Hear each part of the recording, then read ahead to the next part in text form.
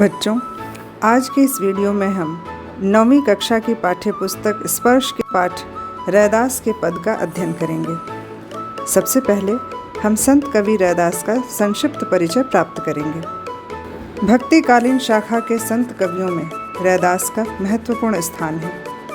रैदास का दूसरा नाम रविदास भी था। ये कबीर के समकालीन थे।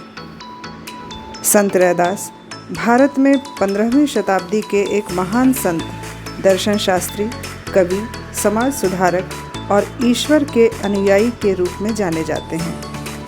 वे निर्गुण संप्रदाय अर्थात संत परंपरा के प्रसिद्ध व्यक्ति थे।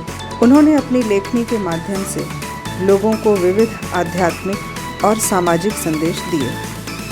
उनके योगदान को देखते हुए पूरे देश में संत रविदास जयंती बड़े धूमधाम से मनाया जाता है।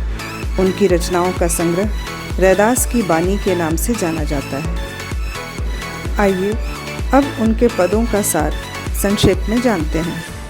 पहले पद में वे स्वयं को ईश्वर के साथ एकाकार करते हुए विविध उदाहरण देते हैं।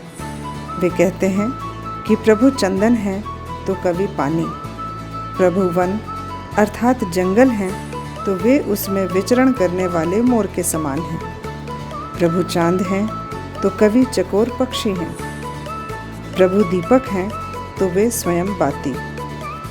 प्रभु शुद्ध मोती हैं तो कवि धागा तथा अंत में वे प्रभु को सोना तथा स्वयं को सुहागा बताते हैं। इस प्रकार कवि ने अपने आराध्य का स्मरण करते हुए विभिन्न उदाहरणों द्वारा अपने और ईश्वर के बीच का संबंध बताया है।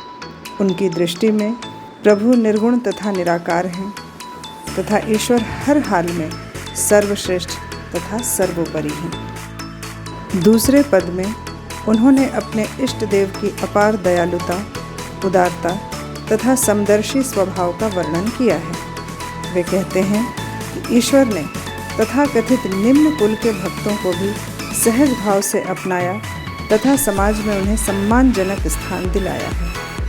उनकी कृपा से निम्न कुल में पैदा हुए नामदेव, कबीर, त्रिलोचन, सधना व सैनिक जैसे लोगों का भी उद्धार हो गया तथा समाज में उन्हें संत का दर्जा दिया गया।